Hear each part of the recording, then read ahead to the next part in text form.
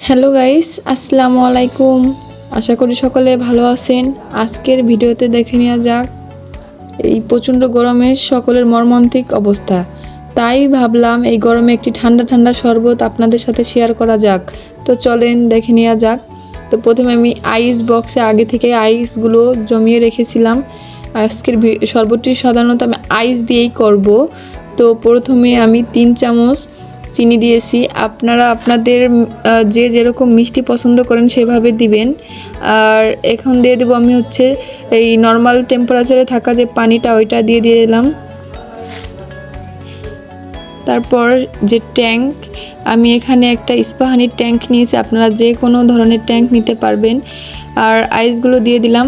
আইসগুলো দেওয়ার কারণে এটা অনেক সময় ধরে ঠান্ডা থাকবে। আর এখানে আমি লেবুগুলো স্লাইস করে কেটে নিয়েছি, আপনারা আপনাদের পছন্দ শেপে কেটে নিতে পারবেন। আর এই শরবতটাই গরমে যদি আপনি খান তাহলে আপনার খুবই ভালো লাগবে। তো অবশ্যই একবার হলেও আপনারা ট্রাই করবেন। আশা করি আমার শরবতটি আপনাদের ভালো লাগবে। তো এখানে আমি আর কিছু মালটা কুচি দিয়ে দিলাম। মালটাগুলো দেওয়ার কারণে এই শরবতের ফ্লেভারটা যেন অন্যরকম হয়ে যাবে। তো অবশ্যই আপনারা একবার হলেও বাসায় ট্রাই করবেন। আপনারা যদি আমার চ্যানেলে নতুন হয়ে থাকেন তাহলে অবশ্যই একটা সাবস্ক্রাইব করে দিবেন, আর পাশে থাকা বেল আইকনে একটা ক্লিক করে যাবেন। দেখতেই পাচ্ছেন শরবতটা দেখতে কতটা সুন্দর হয়েছে। প্রচণ্ড গরম ছিল, গরমের কারণে ওখানে ছাদে থাকতেই পারতেছিলাম না। তারপর আপনাদের সাথে ছবিগুলো শেয়ার করলাম। আশা করি আমার ভিডিওটি আপনাদের অনেক ভালো লেগেছে।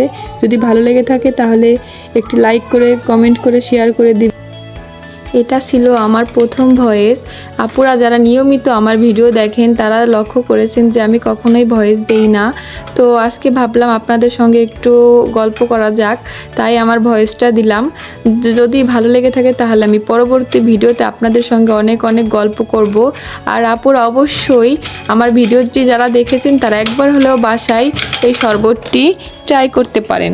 আশা করি আপনাদের এই শরবতটি খুব ভালো লাগবে। যদি ভালো লেগে থাকে তাহলে অবশ্যই আমার কমেন্ট বক্সে এসে একটি কমেন্ট করে দিয়ে যাবেন। আপুরা এই পর্যন্ত সবাই ভালো থাকবেন। আল্লাহ হাফেজ।